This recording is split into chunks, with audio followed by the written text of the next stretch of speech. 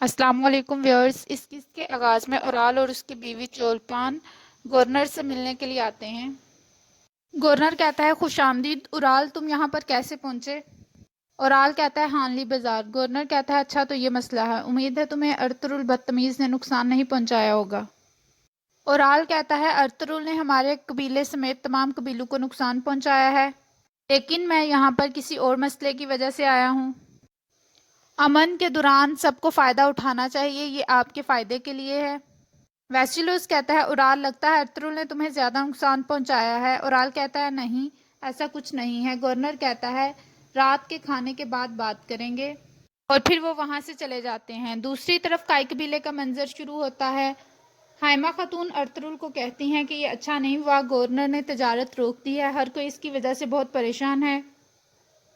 حلیمہ کہتی ہے جاودر قبیلہ کچھ زیادہ ہی پریشان ہے، اور وہ حاسد ہو رہے ہیں اور وہ اس کا اظہار بھی کر رہے ہیں۔ ارطغرل کہتا ہے پریشان ہونے کی ضرورت نہیں، ہم اس کا کوئی نہ کوئی حل ضرور نکال لیں گے، آپ لوگ اپنا کام دھیان سے کرنا، کارخانے کو چلے رہنے کی ضرورت ہے، اگر جاودر قبیلہ اسے ہاتھ اٹھاتا ہے تو پھر ہم اس کا کوئی دوسرا حل نکال لیں گے۔ ہائمہ خاتون کہتی ہے جب تک میری سربراہی میں کام ہو رہا ہے میں کچھ بھی غلط نہیں ہونے دوں گی، تمام کلینیں وقت پر تیار ہوں گی۔ ارطغرل کہتا ہے میں گورنر کے پاس جاؤں گا۔ ہائمہ خاتون کہتی ہیں کہ وہ بظاہر تمہارا دشمن ہے، تم پھر بھی اس کے پاس جا رہے ہو۔ حلیمہ خاتون کہتی ہیں جس قلعے آپ جانے کی بات کر رہے ہیں وہ سانپ کی کچھاڑ سے بھی زیادہ خطرناک ثابت ہو سکتا ہے۔ ارطغرل کہتا ہے جو بھی ہے ہمیں جانا پڑے گا۔ دوسری طرف جابدار قبیلے کا سین شروع ہوتا ہے۔ اسلحان خاتون جاندار صاحب کے خیمے میں آتی ہے۔ جاندار صاحب کہتے ہیں تم کچھ پریشان لگ رہی ہو۔ اسلحان خاتون کہتی ہے کہ میری حلیمہ سے لڑائی ہوئی ہے، اس کا یہ دعویٰ ہے کہ میں اس سے ارطغرل صاحب کو چھیننا چاہتی ہوں۔ جاندار صاحب کہتے ہیں کہ پہلے اس کے شوہر کی وجہ سے ہمیں پریشانیاں اٹھانا پڑ رہی ہیں، اب اس کی بیوی کی وجہ سے بھی۔ وہ کہتے ہیں کہ مجھے پتا ہے یہ بہت مشکل کام ہے، لیکن کلینیں ہمیں وقت پر چاہیے ہوں گی۔ مجھے پتا ہے ارطغرل سے کس طرح نمٹنا ہے، وہ اور اس کی بیوی ہمارے خیمے کے سامنے آ کر ہم سے بھیک مانگیں گے۔ وہ لوگ یا تو میرے سے بھیک مانگیں گے، معافیا مانگیں گے، یا پھر ان کو اپنے قبیلے سمیت یہاں سے دفان ہونا ہوگا، میں اسے اس کے قبیلے سمیت مٹا دوں گا۔ اسلحان کہتی ہے مجھے آپ پر پورا بھروسہ ہے بابا۔ جاندار صاحب کہتے ہیں وہ وقت بہت قریب ہوگا جب یہ سب کچھ ہوتا ہوا میں دیکھوں گا۔ دوسری طرف کاراچائسر قلعے میں اورال اور اس کی بیوی گورنر کے ساتھ کھانے پر موجود ہوتے ہیں۔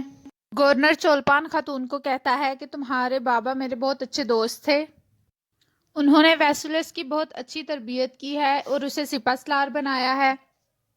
باغیوں نے جب ان کو قتل کیا تھا مجھے اس چیز کا بہت دکھ ہوا تھا، اور تمہارے بابا کے قاتلوں کو سزا مل چکی ہے۔ چولپان کہتی ہے کہ آپ کا بہت شکریہ، آپ نے میرے بابا کے قاتلوں کو سزا دی۔ گورنر کہتا ہے چلو ہم اصل بات پہ آتے ہیں، اورال تم ہانلی بازار کی بات کر رہے تھے۔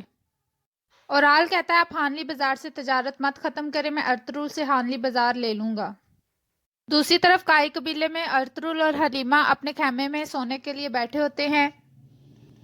حلیمہ ارطغرل کے پاس اٹھ کر آتی ہے اور ان کو کہتی ہے کہ مجھے معاف کر دینا، آج پھر کارخانے میں لڑائی ہوئی تھی، میں اپنے آپ کو قابو نہیں رکھ سکی، جو آپ کے بارے میں غلط کہتے ہیں میں ان کو برداشت نہیں کر سکتی۔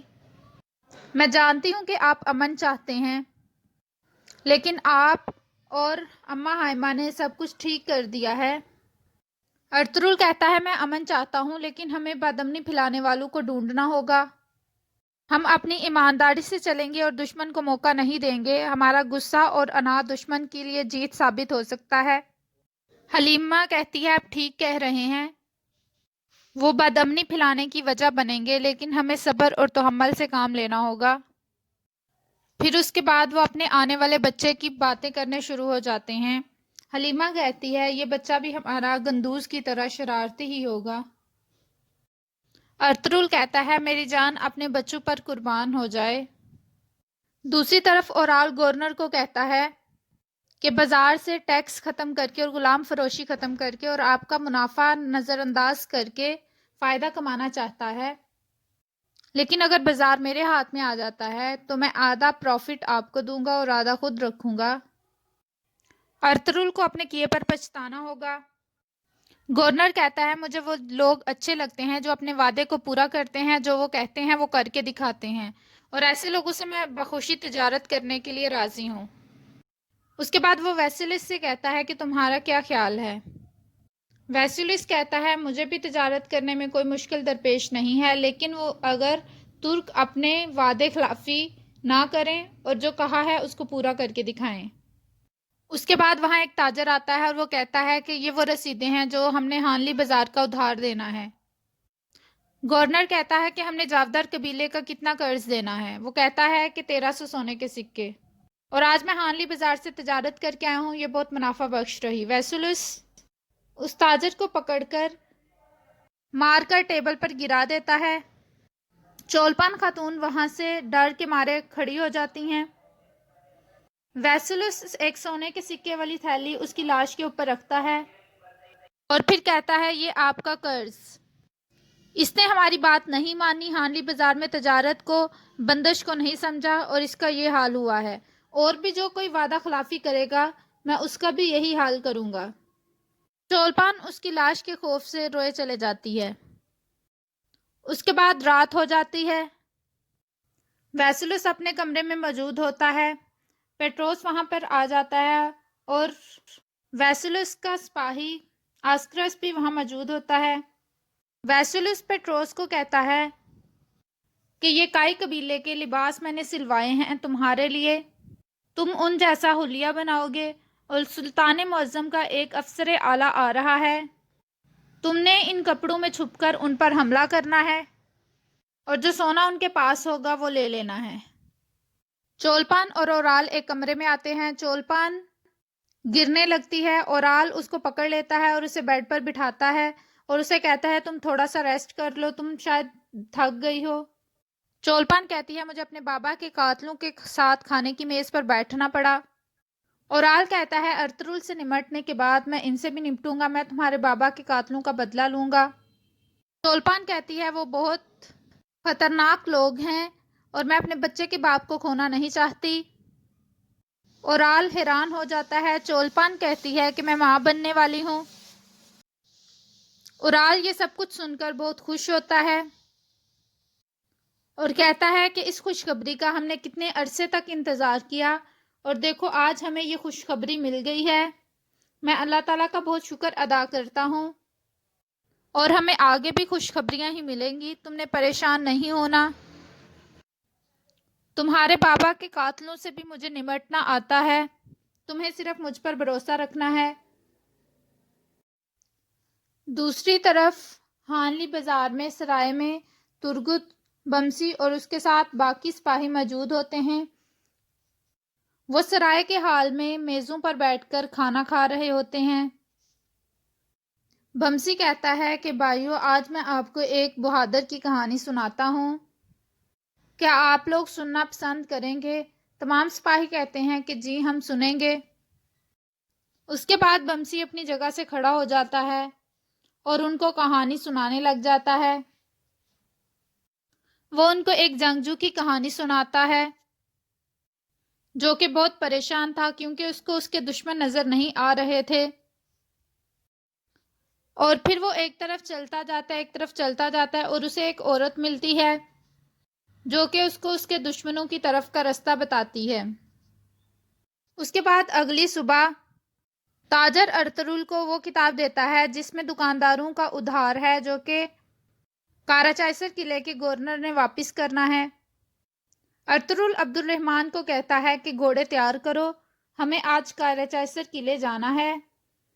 دوسری طرف بازار میں دنگرل اور اس کے ساتھ باقی سپاہی ہوتے ہیں۔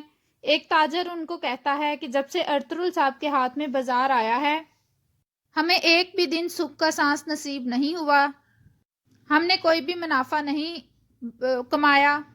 ایک سپاہی اسے پکڑ لیتا ہے، وہ اسے مارنے لگتے ہیں۔ ترگت وہاں پر آ جاتا ہے اور دنگرل کو کہتا ہے کہ تم یہ کیا کر رہے ہو، ہم نے یہاں پر انصاف قائم کرنے کا وعدہ کیا ہے۔ دنگرل کہتا ہے کہ وہ ہمارے سردار کے بارے میں غلط بات کر رہے ہیں جو میں نہیں سن سکتا۔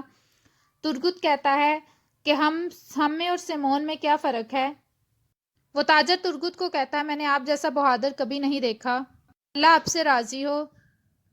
ترگت دنگرل کو کہتا ہے تم نے جو اس کا نقصان کیا ہے وہ پورا کرو۔ دوسری طرف کتلوجا سرائے پہ آتا ہے، آرتک صاحب اس کے پاس آتے ہیں اور کہتے ہیں تم نے ارطغرل کی انصاف پسندی کو دیکھا ہے اور تم اس کو مانتے بھی ہو۔ کتلوجا کہتا ہے دونوں قبیلوں کے درمیان جو بھی ہوا مجھے اس نے افسردہ کر دیا ہے۔ آرتک صاحب کہتے ہیں مجھے بھی افسردہ کر دیا ہے، اللہ آپ کے راستے آسان کرے۔ دوسری طرف ارطغرل اپنے سپاہیوں کے ساتھ قلعہ چیسر قلعے کی طرف جا رہا ہوتا ہے۔ ہائمہ خاتون گندوز کو کہتی ہے کیا تم ٹوپی پہنو گے؟ گندوز کہتا ہے کہ ایک سپاہی ٹوپی کے بغیر کیسے رہ سکتا ہے؟ ہائمہ خاتون اس بات پر ہنسنا شروع ہو جاتی ہیں اور کہتی ہیں تم میرے چھوٹے سپاہی ہو۔ اور یہاں پر اس قسط کا اختتام ہوتا ہے۔ ویڈیو پسند آئے تو لائک کریے گا، کمنٹ کر کے بتائیے گا کیسی لگی ایپیسوڈ۔ Thank you.